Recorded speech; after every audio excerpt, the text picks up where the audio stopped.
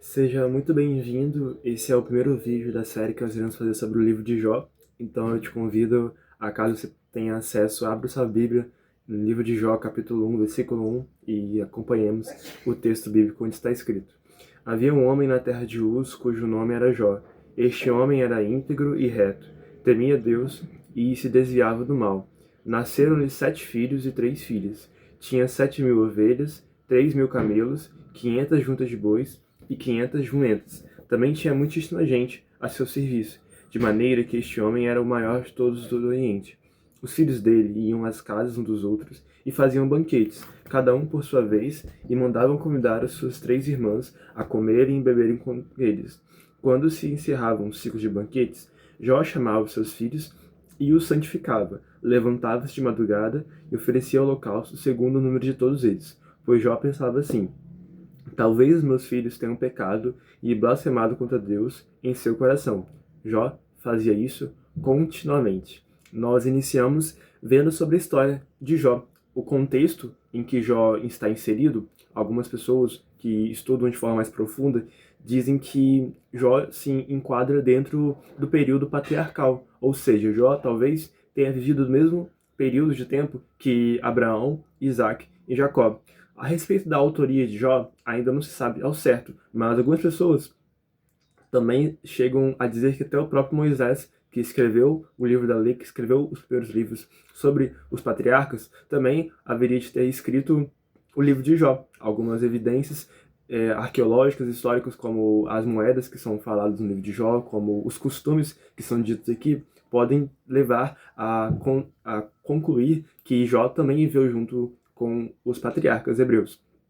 Mas ainda a respeito do livro de Jó, nós entendemos que ele se enquadra dentro dos livros poéticos. Você se lembra? Nós já lemos aqui sobre os livros de Provérbios e Eclesiastes, que estão dentro do livro de poesia ou sabedoria hebraicos, que diferentemente da poesia moderna, a poesia ocidental, não é uma poesia onde a rima é presente, mas na verdade o marco da poesia hebraica é o paralelismo, ou seja, é a união, é o uso de palavras com sentidos semelhantes, mas que em sua utilização vai trazer um aprofundamento mais, de fato, concreto daquilo que está sendo dito para que a pessoa possa aprender melhor. Como naquela época não existia livros escritos como nós temos de forma mais disseminada, as pessoas usavam desses paralelismos para facilitar a memorização. Eram utilizados como recursos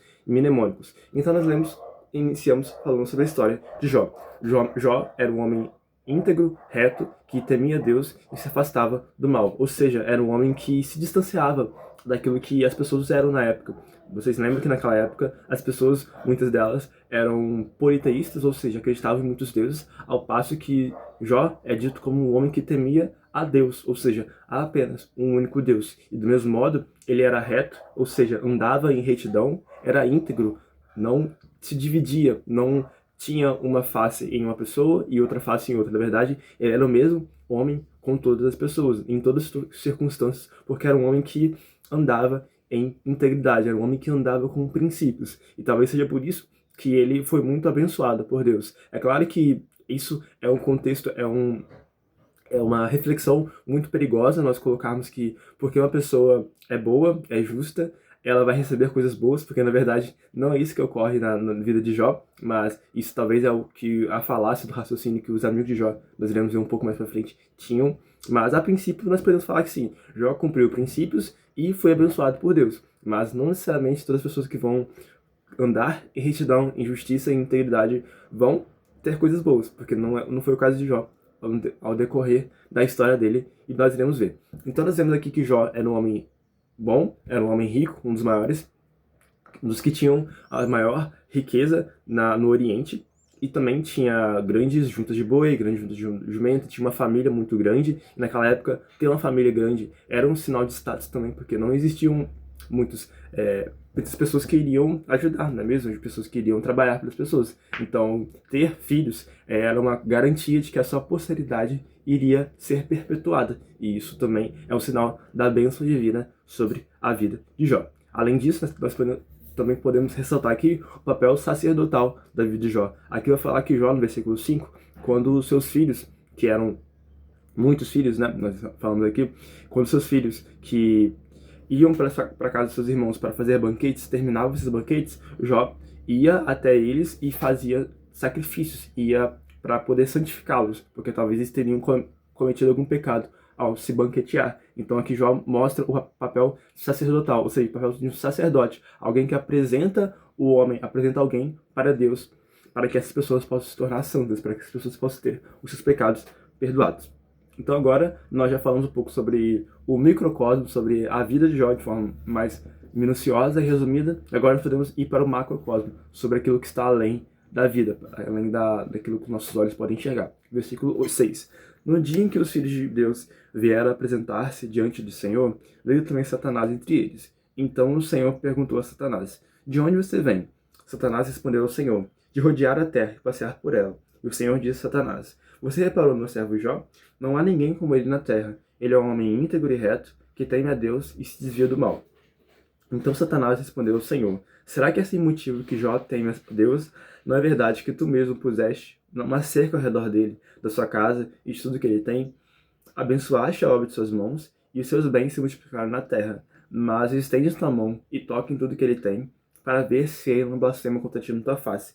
Então o Senhor disse a Satanás: você pode fazer o que quiser com tudo que ele tem, só não estenda a mão contra ele. Então Satanás saiu da presença do Senhor. Uau! Parece que é uma mudança de perspectiva muito grande, não é mesmo? De um lado nós estamos falando sobre Jó, sobre a sua família, sobre a sua riqueza, sobre a sua prosperidade.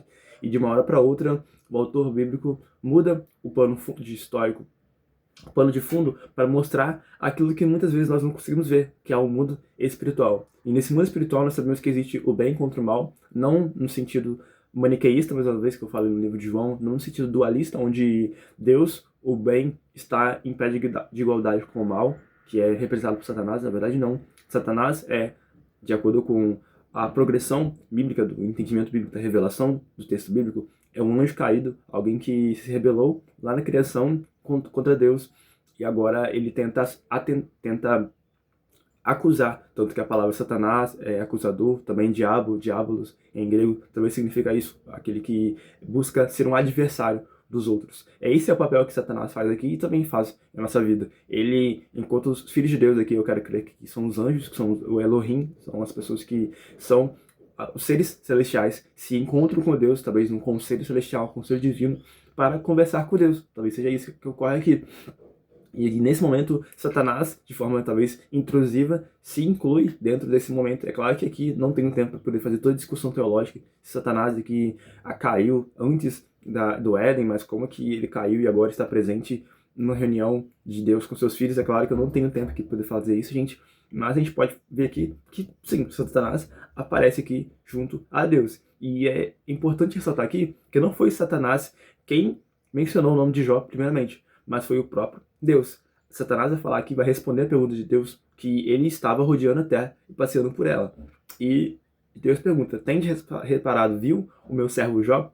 E aqui Deus, mais uma vez, vai retificar tudo aquilo que nós falamos aqui, vai ratificar que Jó era um homem reto, íntegro, justo, que temia a Deus e se afastava do mal. E Satanás, como acusador, faz bem o seu papel, faz bem o papel dele de alguém que vai falar. É claro que Jó é um homem reto, você também tem abençoado ele em todas as coisas, você tem feito tudo isso, agora deixa eu estender a mão e tocar em tudo aquilo que ele tem, para ver se ele não vai blasfemar contra a sua face, contra a face divina, contra a face de Deus. E aí Deus vai dar essa permissão a Satanás para que ele toque em tudo aquilo que Jó tem, possuía, desde que não fizessem nada contra ele, contra a sua vida. E Satanás então sai da presença de Deus. Isso é muito profundo. Martinho Lutero ainda vai dizer que Satanás é como um cachorro nas mãos de Deus. Ele só vai até onde Deus deixa ir. Só tem permissão para ir? Não, até onde Deus o permite. Isso ocorre aqui. A princípio, Deus permite apenas que Satanás toque naquilo que Jó tinha. E isso nós poderíamos ver aqui, mas não vou ter tempo para poder ler de forma mais destrinchada o texto. No versículo 13, em diante, eu falo sobre as coisas que Satanás toca na vida de Jó. Primeiramente, ele vai tocar nos bois, nas juntas de bois, nas jumentas que ele tinha, na sua riqueza, na sua prosperidade.